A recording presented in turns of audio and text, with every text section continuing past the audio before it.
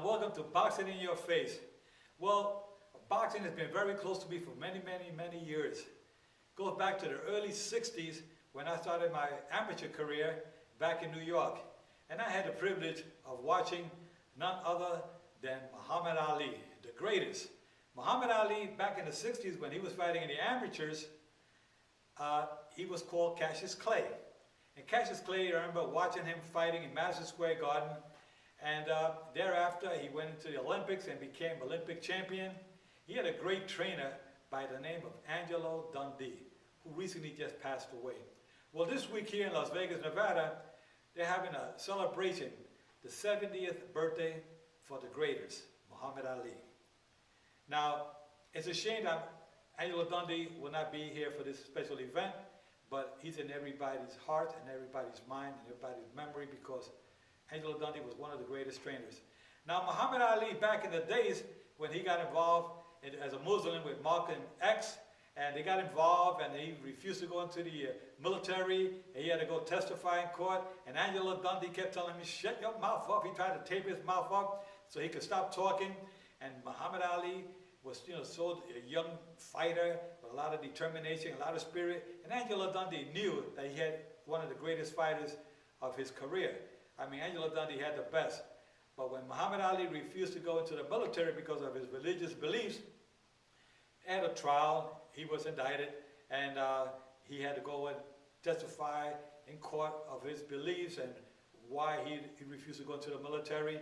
It was a big scandal, and again, his mouth got him into a lot of trouble, but he had his beliefs, and a lot of people look back today and say, maybe he was doing the right thing, But one thing I can say about Muhammad Ali, not only as a person, a professional inside the ring, but outside the ring as well. He represented boxing so well throughout the world, and he fought some of the greatest in his career. Now, back in the early 60s, he was confronted by so many of the top contenders who were trying to knock him out because he was young, he was cocky, and the great Sonny Liston was heavyweight champion at the time. And Sonny Liston was just trying to knock his head off when they got into that ring. Well, when they fought, Muhammad Ali knocked out Sonny Liston with what they call the phantom punch. But that was the second fight. The first fight, when they fought, it was a fight where Angelo Dundee kept telling Muhammad, keep moving, keep bobbing, keep slipping, throw the jab out there. And I remember Sonny Liston was just like he just wanted to knock him out. He was so furious and tried, because Muhammad Ali said so many bad things about Sonny Liston, calling him the ugly bear and all these kind of names, that it was predicted the rounds he was going to knock him out. Well, in the later rounds, Muhammad Ali was complaining to Angelo Dundee about his vision. He couldn't see well. He says, there's something burning in my eyes, and he looked like he wanted to quit. And Angelo Dundee, the great trainer that he was, he put water in his eyes, and before you know it, the bell rung, and Ali was back out there again. And shortly thereafter, Sonny Liston was complaining. He got his eye puffed from some punches he was taking, jabs and right hands. He was complaining about his shoulder, and Sonny Liston retired in the ring, in the corner, during the rest period. Well, that's when they had the rematch, and the rematch was the great fight where everybody remembers, what did Muhammad Ali hit him with? Muhammad Ali said, I'm so quick, I can jump into my bed, I can turn off the switch on the wall and jump into bed and before the lights go out. That's how quick and how fast he was. He said, I hit him with a right hand punch that nobody saw because I was so fast. Knocked him out in one round.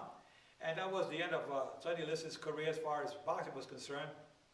Then Muhammad Ali went on to fight great fighters like Floyd Patterson.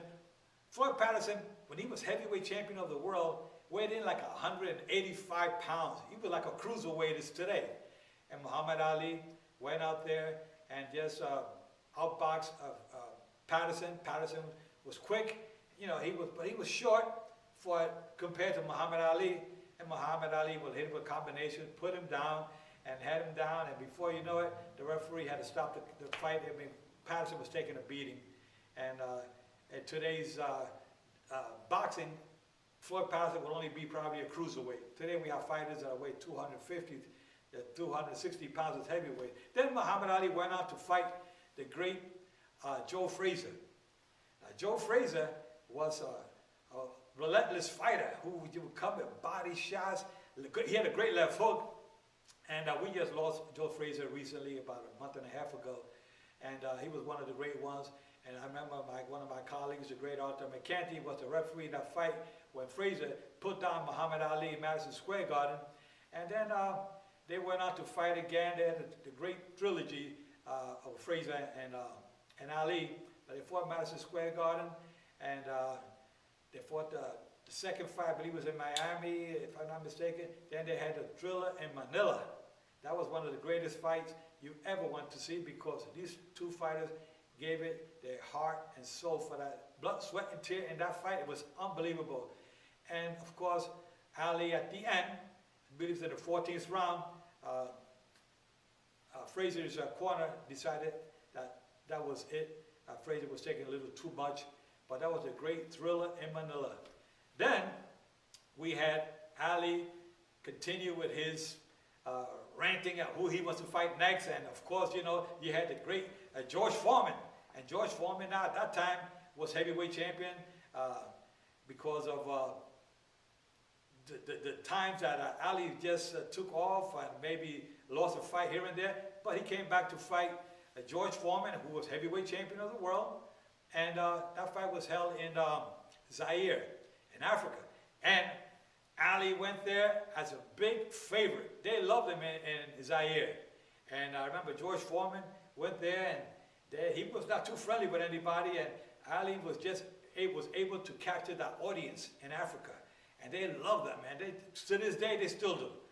Anyway, to make a long story short, Muhammad Ali was fighting the rope-a-dope up against the ropes, and swing up against the rope, going back against the rope, and making it, grabbing Foreman behind the neck, and Foreman was just trying to knock him out, throwing body punches, head punches, and Ali was just trying to block and get away and throw some combinations, some jabs, and some good right hands. In the later rounds, Muhammad Ali clipped Foreman with a wicked right hand, and Foreman staggered, and as Ali was going to try to hit one more punch, there goes Foreman down, and the great Zach Clayton, another colleague of mine, referee of mine, who used to help me a lot when I was starting as a referee, and Zach Clayton counted out George Foreman. And you know, now we go to Ali's later years in boxing, where Ali, you know, started to show some deterioration, I guess, from the punches he took throughout the years in boxing, and he was loved by everyone. I mean, he left his way to the bank. He was the best promoter in the world. I say promoter because he promoted his own fights. I mean, with his mouth, I mean, they made cartoons. Superman with Muhammad Ali, and I mean, it was just unbelievable. Ali was a household name, and to this day, he is the most recognized sports figure in the world. I mean, the whole world loves Muhammad Ali, and this week, here in Las Vegas, they're celebrating to a tribute to the great Muhammad Ali, his 70th birthday, and it's going to be a super event. It's going to be a fundraiser going towards the researches that they're doing for Parkinson's disease, brain injuries and whatnot. But this is a great cause, and that's going to take place this Saturday here in Las Vegas. And the great Muhammad Ali, we have to take off our hats to him, because Muhammad Ali kept boxing alive. Still to this day, wherever he was, I mean, he gets a standing ovation. He considers himself the greatest of all time. And you know what? You got to respect him for that, because he really gave the whole world something to talk about then and now. So Muhammad Ali, here in Boxing in Your Face, and all of my colleagues in boxing, all the fans around the world, want to take off their hats to you, a great tribute to the great Muhammad Ali. Thank you, God bless, and happy birthday, Muhammad.